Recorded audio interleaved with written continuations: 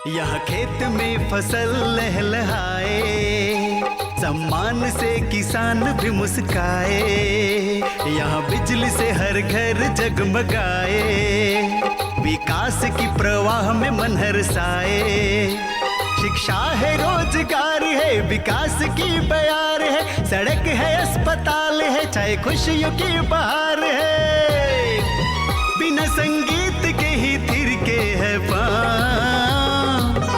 है स्वर्ग से सुंदर गाँव गिरा, सुखी संपन्न है अपना गाँव गिरा, है स्वर्ग से सुंदर गाँव गिरा, सुखी संपन्न है अपना गाँव गिरा।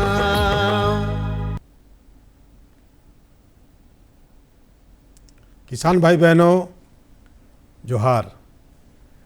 गांव गिरांव कार्यक्रम में आपका स्वागत है। मैं हूं किशन अग्रवाल। किसान भाई बहनों, पिछले कुछ दिनों से गर्मी बरसात गर्मी, इसके कारण आर्द्रता और हुमस काफ़ी बढ़ गई थी और सभी लोग असहाय महसूस कर रहे थे। और ख़ासकर हमारे जो पशु हैं वो बिल्कुल बीमार से हो गए थे।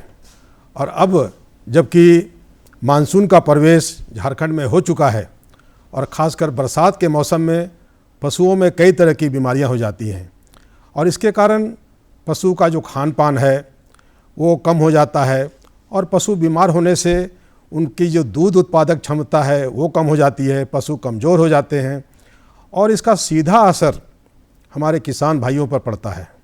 क्योंकि पशु बीमार होने से फिर उनकी दवा की व्यवस्था करना, अपने पशु चिकित्सक को दिखाना इत्यादि ऐसे तमाम खर्चे हैं जो उनके अनासर बढ़ जाते हैं। तो आज हम आपको माफ़ कीजिएगा, तो आज हम आपको बरसात के मौसम में होने वाले पशुओं में बीमारियां या रोग के बारे में जानकारी करवाने जा रहे हैं। जानकारी देने के लिए आज हमारे स्टूडियो में उपस्थित हैं डॉक्टर मधुरेंदु कुमार गुप्ता, जो बिरसा कृषि विश्वविद्यालय कांके रांची के अंतर्गत पशु चिकित्सा महाविद्यालय में पशु विकृति विज्ञान विभाग में विभागाध्यक्ष हैं। डॉक्टर मधुरेंदु कुमार गुप्ता जी, आपका हमारे स्टूडियो में बहुत बहुत स्वागत है। जोहार। डॉक्टर साहब, अब कह सकते हैं कि बरसात का मौसम शुरू हो चुका है जी हाँ। और ये बरसात का मौसम कई तरह की बीमारियों को लेकर आता है जी हाँ।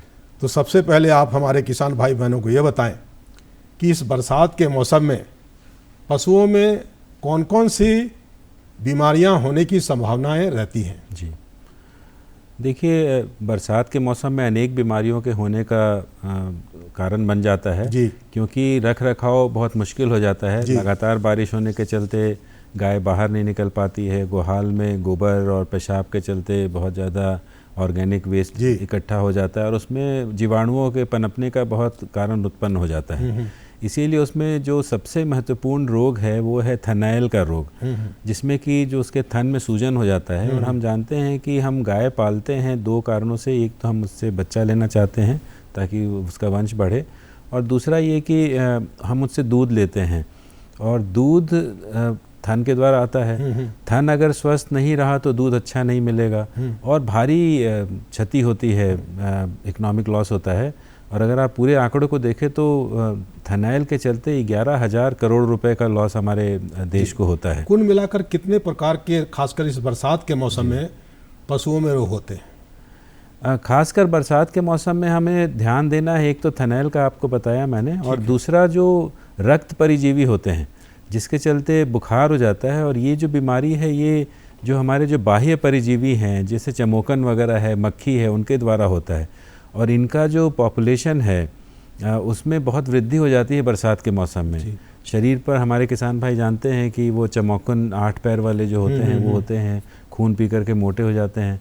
तो दो तरह से वो जानवरों को तकलीफ़ पहुंचाते हैं, एक तो उनके खून में की कमी ले आते हैं और दूसरा उसके चलते वो जो ये 3-4 हमारे जो रक्त परिजीवी रोग हैं जैसे थैलेरिया, बेबेसिया, सर्रा और एनाप्लाज्मा, ये 4 महत्वपूर्ण रोग हैं जो बहुत ही खतरनाक है और इसमें मृत्यु होने की भी का भी कारण रहता है। जी डॉक्टर साहब, इनसे बच के रहना। जी हाँ, बोलिए, कुछ और बताना? नहीं, इन 4-5 बीमारियों से बहुत बच के रहने की आवश्यकता है। जी डॉक्टर साहब, अब आप हमारे किसान भाई बहनों को ये बताएं कि अभी आपने थनैला रोग का जिक्र किया, जी तो थैलेला रोग के लक्षण क्या हैं ये भी जानना बहुत ज़रूरी है। जी हाँ, थन का सूजन हो जाना सबसे महत्वपूर्ण इसका लक्षण है कि वो थन जो नॉर्मली दूध दूहने के बाद सिकुड़ जाता है, छोटा हो जाता है, वो आप देखेंगे सूजन रह जाता है, लाल हो जाता है, गर्म हो जाता है थन। अच्छा, और उसमें से जो दूध निकलता है वो भी अच्छा नहीं होता है। जैसे दूध का जो नॉर्मल देखने में सफ़ेद और पतला होना चाहिए, उसका रंग बदल जाएगा, उसमें खून आने लगेगा, उसमें पस आ सकता है, और दर्द से जो जानवर है, पशु है, बहुत परेशान रहते हैं, और दूध के प्रोडक्शन में बहुत कमी आ जाती है। जैसे अगर कोई 10 किलो देने वाली गाय है, उसका दूध घट करके 2 किलो 1 किलो इस तरह से हो जाएगा। तो बहुत ज़्यादा उसमें आर्थिक क्षति वहन करना पड़ता है हमारे किसान भाइयों को। जी बिल्कुल सही कहा आपने। थैलेला रोग ऐसा है कि जैसे ही बांट में सूजन दिखा जाए और थन में सूजन देखा जाए तो हमारे किसान भाइयों को तुरंत अपने जो नज़दीक के पशु चिकित्सक हैं उनको जरूर दिखाना चाहिए। जैसा कि आप बता रहे हैं कि बहुत ही गंभीर रोग है, इससे 10 किलो से सीधे गाय का दूध उत्पादन 2 किलो आ सकता है, और यहाँ तक कि वो 2 किलो भी दूध जो होगा वो भी पीने लायक नहीं होगा। जी हाँ। और देखा जाता है कि इसका रंग भी बहुत मटमैला रंग का, विचित्र रंग का हो जाता है, और कभी कभी गलती से कोई पी लेता है तो वो खट्टापन उसमें रहता है महसूस। ऐसा लोगों ने स्वाद बदल जाता है, दूध रह ही नहीं जाता है। और उसका दूध भी इस्तेमाल करना, सेवन करना स्वास्थ्य के लिए संभव ही नहीं है, हानिकारक है। डॉक्टर साहब, थैलेला रोग के बारे में आप बता रहे हैं, थैलेला रोग मुख्य रूप से किन किन कारणों से होता है?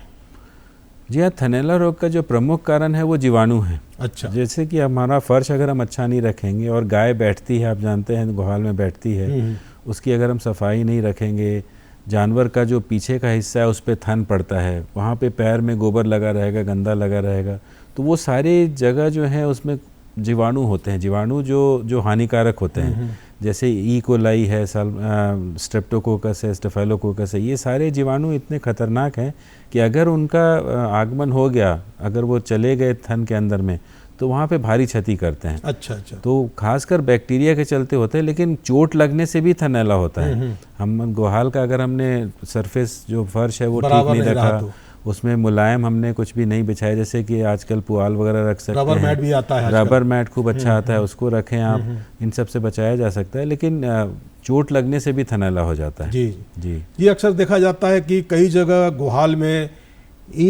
नुकीले ईंट, नुकीले पत्थर भी निकले रहते हैं। जी हाँ, जी हाँ। और भारी भरकम शरीर है गाय का या पशु का, तो अंततः उसे तो एक बार बैठना पड़ेगा।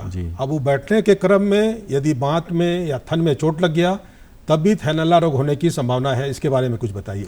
जी हाँ, पूरी संभावना है। अगर चोट लगता है तो चोट लगने के चलते अंदर के जो कोशिकाएं हैं वो क्षतिग्रस्त होती हैं, और थन में बांट में रास्ता है जिसके थ्रू बैक्टीरिया निकलता है, और दूध निकलने के बाद वो काफ़ी देर तक खुला रहता है, और उसी से फिर बैक्टीरिया अंदर चला जाएगा। अच्छा। और अगर हम गंदे जगह रखेंगे, जगह को साफ़ नहीं रखेंगे, तो फिर संक्रमण होने का बहुत चांस हो जाता है उसमें। तो इसीलिए वो गुहाल हमें साफ़ रखना चाहिए। और जैसा आपने कहा कि ऊबड़ खाबड़ तो सरफेस बिल्कुल होना ही नहीं चाहिए। उसमें थोड़ा पैसा लगे तो कोई बात नहीं है, लेकिन उस सरफेस को अच्छे से पक्का करके और बराबर रखना बहुत ज़रूरी है। उसके ऊपर मैट बिछाएं, मैट नहीं है तो थोड़ा पुआल या कुट्टी रखें, उसको फिर साफ़ भी कर दें। ऐसा नहीं कि कुट्टी और पुआल रखा और वो गंदा हो रहा है तो आप हटा नहीं रहे, दोनों तरह से उस पर ध्यान रखना बहुत ज़रूरी है, सफाई का खास ध्यान रखना। बिल्कुल डॉक्टर साहब, यदि आप गोपालन कर रहे हैं तो उसके रख रखाव, खान पान, देख रेख पर तो ध्यान देना ही पड़ेगा, क्योंकि जहाँ उनको बैठना है यदि वहाँ नुकीले ईंट रहेंगे, पत्थर रहेंगे, तो निश्चित रूप से बैठने के बाद जब भारी शरीर जमीन पर पड़ता है, उस पत्थर पर पड़ेगा, नेचुरली कि थन पर और बांट पर चोट आएगा। चोट लगने के बाद आपने बताया वो चोटिल होने के बाद उसमें थैलेला होने की पूरी संभावना रहती है। ढाल बना करके रखने की भी आवश्यकता है ताकि पेशाब वगैरह बह जाए, वहाँ पे जमा ना हो। ऊबड़ खाबड़ अगर रहेगा पेशाब, अब ईंटा लगा देते हैं, उसको रगड़ते रगड़ते वहाँ पे गड्ढा हो जाता है। वो सारे जड़ हैं बीमारियों के, उन सब से बच के रहना बहुत ज़रूरी है। डॉक्टर साहब, यदि कुल मिलाकर यदि कहा जाए बीमारी से बचने के लिए, तो उन पशुओं का रख रखाव कैसा होना चाहिए आवास देखिए- व्यवस्था कैसी होनी चाहिए? देखिए, इसमें कोई पैसा नहीं लगता है। रख रखाव अगर आपको ठीक रखना है, धोना है, उसके पैर को धोना है, थन को धोना है। आप देखिए, जब आप दूध दूहने जाते हैं, ग्वाला आता है तो उसके हाथ को धुलवा जी, दीजिए, बिल्कुल सही कर रहे हैं उसके थन को पोटाश के पानी से धुलवा दीजिए। जब दूध दूह लेता है फिर से धो फिर धोना दीजिए। चाहिए, बिल्कुल। और मलहम आता है, उसके जो बांट है उसके टिप पे जहाँ से दूध निकलता है वैसलीन आता है, उसको, जी, हाँ, जी। वैसलीन लगा दीजिए। कोई इन्फेक्शन अंदर नहीं जाएगा। तो इसको हम लोग बायोसिक्योरिटी मेजर्स कहते हैं, जिसमें कि जो भी संक्रमण है उसको अंदर जाने का रास्ता आप बंद कर बिल्कुल दें। सही करें आप। तो इसमें कोई पैसा नहीं लगता है और बहुत आसानी से आप बचाव कर सकते हैं और हजारों लाखों रुपए का बचाव कर सकते बिल्कुल। हैं अगर आप लंबा जी, और जी, बड़ा जी, फार्म जी, रख जी। रहे हैं अपने पास। उस गाय से कहा जाए तो वहाँ पे दूध प्राप्त होता है, गोबर प्राप्त होता है, गोमूत्र प्राप्त होता है, हर एक और चीज़। सभी से आपको पैसा का आय होता आमदनी है। होता है, जी। इसलिए आपको तो इतना ध्यान रखना ही पड़ेगा कि गाय को या कोई भी पशु आप पालते जी। हैं उसको तकलीफ नहीं होना चाहिए। बिल्कुल। डॉक्टर साहब, थनैला रोग जैसा कि आपने बताया कि बहुत ही गंभीर बीमारी है, तो यदि पशुओं में, खासकर गाय में, बकरी में भी हो जाता है, यदि थनैला रोग हो जाए तो किसान भाइयों को इसके रोकथाम के लिए क्या उपाय करना चाहिए? बहुत महत्वपूर्ण सवाल आपने पूछा है, क्योंकि इसमें लॉस बहुत होता है। जितना जल्दी हम रिकवरी कर लें और जितना जल्दी उस रोग को पहचान लें, वो समझिए कि आपका पैसे का बचत है उसमें। तो अगर थनैला रोग आपको लग रहा है कि हो गया है, तो पहले तो दूध का जांच कराना चाहिए। उससे ये पता चलेगा कि कौन सा दवा इस रोग में कारगर होगा, और वो 2 दिन उसमें समय लगता है। इसीलिए दूध आप निकाल लें, पहले जांच के लिए जांच केंद्र में भेज दें, और फिर आप दवा ज़रूर शुरू करा दें। ये नहीं कि जांच का रिपोर्ट आएगा फिर हम दवा शुरू कराएंगे, ऐसा नहीं। लेकिन जो भी पशु चिकित्सक कहते हैं, वो दवा शुरू करने से पहले आप दूध जांच के लिए भेज दें। और दूध भेजने का भी तरीका होता है, ऐसा नहीं कि किसी गंदे शीशी में करके आपने भेज दिया। जो भी शीशी आप लेंगे जिसमें दूध इकट्ठा करते हैं, उसको अच्छे से उबलते हुए पानी में 2 मिनट रख करके उसके ढक्कन के साथ धोने के बाद में 2 मिनट पानी में उबालिए, कहा जाए कि स्टरलाइज करना है, हाँ। और उसके बाद फिर उसको सुखा करके उसमें दूध को लेना है। जी। हमारे किसान भाई भी ये भी समझें कि वो चारों बाट जो है ना, 4 कमरे की तरह हैं, वो एक साथ नहीं मिले हुए हैं। तो अंदर में दूध सभी एक दूसरे से अलग रहते हैं। बिल्कुल। तो जिस बाट में तकलीफ है, खाली उसी का आप जांच करवाएं, चारों का भेजने की नहीं आवश्यकता है। और जिस बाट में तकलीफ है उसी में दवा भी आपको देना है, लेकिन पशु चिकित्सक के सलाह के बाद में जांच कराने का। जी, आपने दूध जांच के बारे में बता ही दिया, लेकिन हम चाहते हैं कि जिस तरह का ये बीमारी है, हमारे झारखंड के किसान भाइयों को और उनके पशुओं को बचाने के लिए इसका इलाज करना बहुत ज़रूरी है, इसका पहचान करना बहुत ज़रूरी है। तो आप एक बार फिर से बता दीजिए कि क्या ऐसे पशुओं का जिनको थनैला हो जाए, उनकी दूध जांच की करने की आवश्यकता है क्या? सबसे महत्वपूर्ण है कि दूध जांच करा लें और इलाज में कमी ना रखें, क्योंकि अगर थन में थनैला देर तक रह गया तो पूरा थन बर्बाद हो सकता है और फिर वो कभी दूध में नहीं आएगी। वो बाट समझिए कि खराब ही हो जाएगा। तो जहाँ उसको क्षमता 30 किलो देने की है, वो ज़िंदगी भर 22 किलो ही दूध देगी। बाट सूख जाएगा, फिर उसमें फाइब्रोसिस हो जाता है और जो भी कोशिकाएं दूध देने वाली होती हैं वो ख़त्म हो जाती हैं। और अगर आपने इलाज कर लिया तो ये पूरी तरह से स्वस्थ भी हो जाते हैं।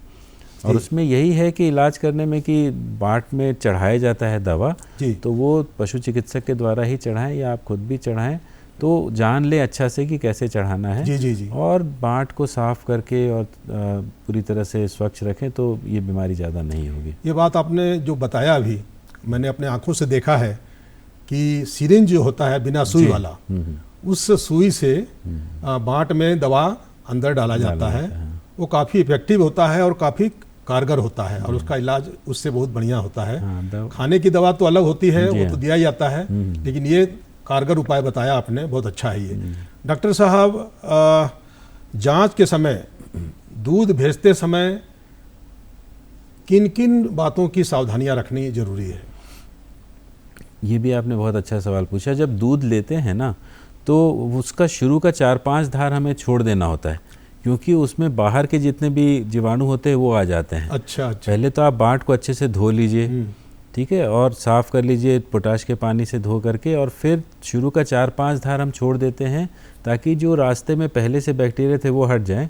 जांचना है हमें जो बाट के अंदर का जो दूध है ना उसको, तो 4-5 धार के बाद जो भी दूध आएगा उसको आप शीशी में डायरेक्ट लेते हैं। ये नहीं कि किसी दूसरे बर्तन में लिया और उसको फिर शीशी में डाला, है ना, उसको आप डायरेक्ट लेते हैं। आजकल बाज़ारों में स्टेरिलाइज्ड पॉट भी मिलता है, उसको आप लेकर के सीधा दूध शीशी में लेके तुरंत उसको बंद कर देना है, फिर उसको खोलना नहीं है बिल्कुल, और जांच केंद्र में भेजना है।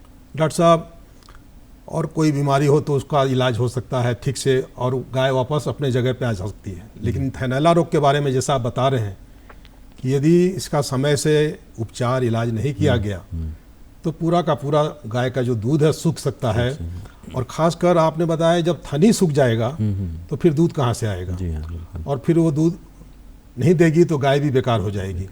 इसलिए इस बीमारी को किसान भाइयों को बहुत ही गंभीरता से देखना पड़ेगा, ध्यान रखना पड़ेगा।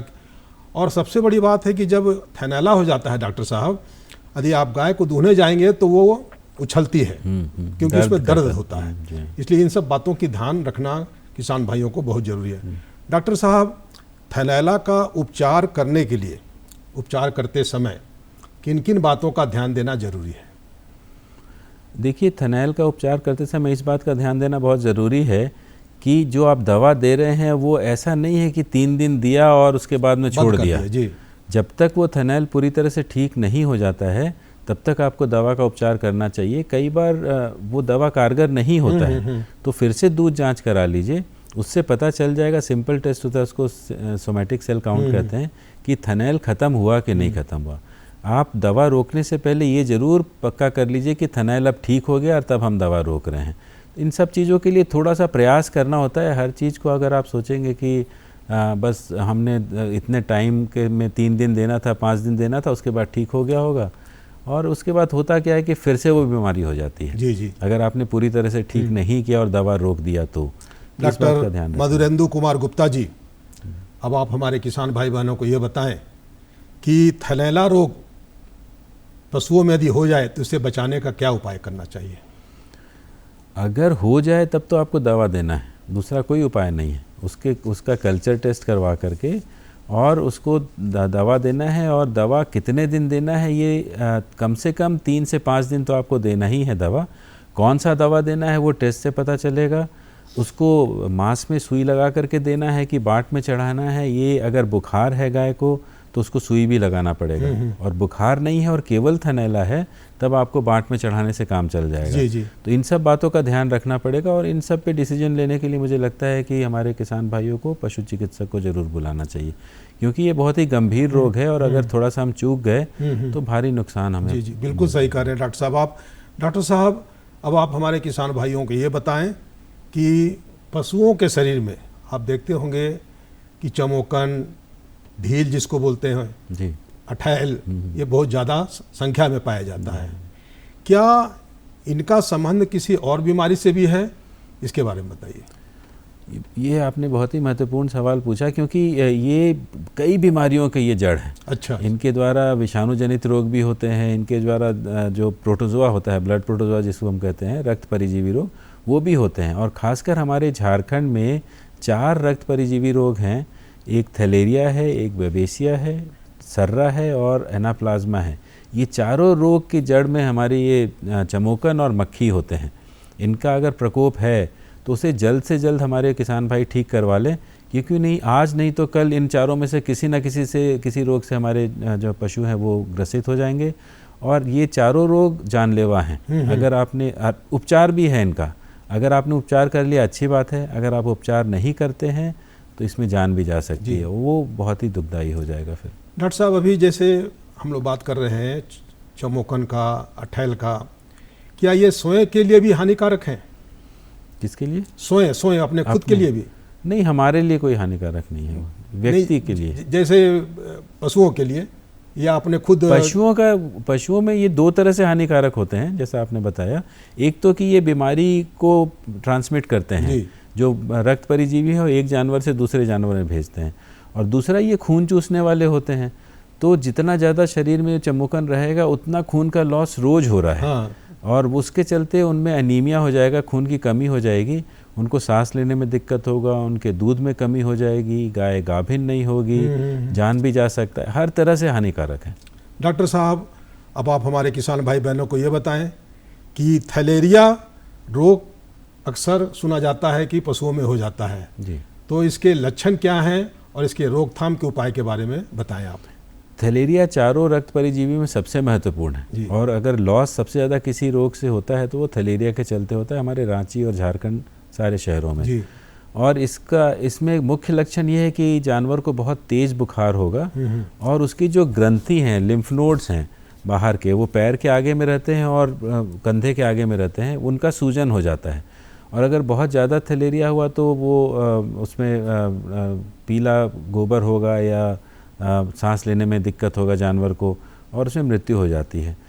तो इसके लिए हमें ज़रूर खून जांच कराने से हमें पता चल जाता है कि थैलेरिया है कि नहीं, क्योंकि इसका जो उपचार है वो काफ़ी महंगा है। दवाई 2500 रुपये के करीब की आती है, और उसको ज़रूर कंफर्म करा लेना चाहिए कि ये थैलेरिया है कि नहीं है, फिर दवा का उपचार करना चाहिए उसका। डॉक्टर साहब, एक बात बिल्कुल सही है कि पशुओं में यदि किसी तरह की बीमारी यदि किसान भाई देखते हैं तो उनको कम से कम खून जांच जरूर करवा लेना चाहिए जी। जैसा कि आप बता रहे हैं, क्योंकि कभी कभी पता नहीं चलता है कि पशु को कौन सी बीमारी हो गई है।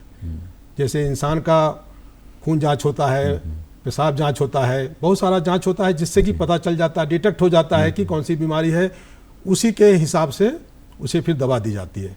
डॉक्टर साहब, कभी कभी पशुओं में देखा जाता है कि उसका पेशाब जो होता है, मूत्र बिल्कुल लाल रंग का होता है, कॉफ़ी रंग का होता है, तो यह किस रोग का लक्षण है और इसे कैसे बचाया जा सकता है? जो लाल पेशाब होता है वो बेबेसिया करके एक रोग है, बेबेसियोसिस, उसके चलते होता है, और इसमें भी बहुत तेज़ बुखार हो जाता है, जानवर को 106-160 डिग्री बुखार हो जाता है, और इसके लिए भी बहुत कारगर दवाएं उपलब्ध हैं।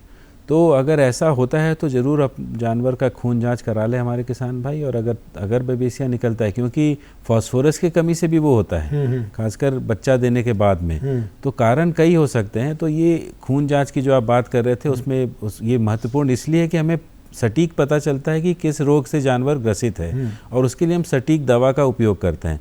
नहीं तो हम अंदाज में दवा का यूज़ करते हैं, फिर आप किसान भाई कहते हैं कि हमारा 10,000 रुपये लग गया और बीमारी अभी तक ठीक नहीं हुई। और छोटे से 100-200 रुपये या मुफ्त वाला जो अगर हम जैसे भी करा सकते हैं, अगर हम जांच कराते हैं तो आप बहुत आर्थिक जो नुकसान है उससे बच सकते हैं। बिल्कुल सही बात है जी। छोटे से अमाउंट लगा करके जी। यदि उसकी जांच से पता चल जाता है तो किसान भाइयों को इससे परहेज नहीं करना चाहिए। जी।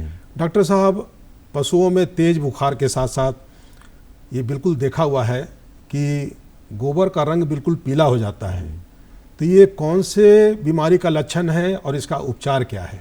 हाँ, वो जॉन्डिस के चलते होता है, और एक एनाप्लाज्मोसिस करके रोग है, एनाप्लाज्मा रोग, वो भी रक्त परिजीवी ही है, बैक्टीरिया है, और उसके चलते ये जॉन्डिस हो जाता है, क्योंकि खून बहुत टूटने लगता है और रातों रात खून की कमी हो जाती है गाय में। तो इसका भी अगर हम जल्दी निदान कर लें, उसका पता लगा लें, और बहुत सिंपल दवा है, टेट्रासाइक्लिन दिया जाता है उसमें, उससे पूरी तरह से जानवर ठीक हो जाता है। तेज़ बुखार इसका एक प्रमुख लक्षण है। तो आप देखिए, तीनों बीमारियां जो हम लोगों ने बात है कि सभी में तेज बुखार होता है, बुखार सब में होता लेकिन है, हम कौन सी दवा का प्रयोग करेंगे, बीमारी कौन सी है, ये पता लगाना ज़रूरी है। नहीं तो आप अंदाज में दे रहे हैं 2500 रुपये का आपने दवा लगाना था 200 रुपये वाला, और आपको बीमारी का कुछ हल नहीं निकला और जानवर मर गया। तो ये थोड़ा सा अगर हम ध्यान दें और बुद्धिमानी से काम लें तो जांच कराने के अनेक फ़ायदे हैं, जिससे हमारे किसान भाई वंचित हैं। इसका प्रयोग करना बहुत ज़रूरी है। आप देखिए, ह्यूमन बींग्स में, आदमियों में कितने सारे लैब खुले हुए हैं, और कोई भी डॉक्टर बिना जांच के दवा इलाज नहीं करते हैं। लेकिन हमारे वेटनरी साइंस में इसकी थोड़ी कमी है, इस पर ध्यान देने की बहुत आवश्यकता है। डॉक्टर मधुरेंदु कुमार गुप्ता जी, अब आपसे हम ये जानना चाहेंगे कि खून और पेशाब की जांच की क्या उपयोगिता है? बहुत उपयोगिता है इसकी। सबसे पहले तो जब तेज़ बुखार होता है और अगर आप खून जांच कराते हैं तो आपको सटीक पता चलता है कि कौन सा रोग है। ये जो थैलेरिया, बेबेसिया, एनाप्लाज्मा और सर्रा है, इसका बहुत सही पता चल जाएगा। और अगर ये नहीं है, मान लीजिए बच्चा दी है और उसके बाद बुखार हुआ है, तब फिर आप पेशाब जांच कराते हैं। पेशाब के संक्रमण से, बच्चादानी के संक्रमण से भी बुखार होता है, वो भी जांच से पता चल जाएगा। गाय के बच्चा देने के बाद में दूध 30 किलो से 1 किलो हो जाता है, वो कीटोसिस रोग में होता है, वो आपको पेशाब जांच से पता चल जाएगा। तो इसके अनेक फ़ायदे हैं खून जांच कराने के। एक कई बार तो जानवर कील खा लेता है, अच्छा, और वो जाकर के हृदय में चुभ जाता है और अंदर में घाव बन जाता है और जानवर बीमार होने लगता है। जी। वो भी खून जांच से हमें पता चल जाता है जी। तो इसलिए खून जांच और पेशाब जांच हमारा करवाना सारे रोग का डिटेक्शन खून जांच और पेशाब जांच से हो जाता है। ये बात बिल्कुल सही है। डॉक्टर साहब, अब जैसे बरसात की शुरुआत हो चुकी है, तो अब पूरे बरसात भर हमारे किसान भाइयों को किस तरह से, कौन से ऐसे उपाय करने चाहिए जिससे कि उनके पशु बीमार नहीं पड़े?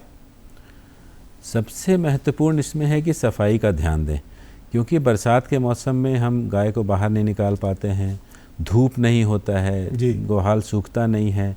इसीलिए सफाई रखें, जानवर का भी, उसके शरीर का भी और उसके गोहाल का भी, दोनों साफ रखें। और अगर कोई बीमारी का लक्षण आता है तो मैं फिर कहूँगा कि आप जांच करवा लें, क्या रोग है पता लगा लें और उसका दवा दें। पेट में कृमि रोग भी बरसात में देखने के लिए मिलता है, तो कृमि नाशक दवा का भी प्रयोग 3-3 महीना पे करना चाहिए, ताकि जो भी कृमि है वो ख़त्म हो जाए।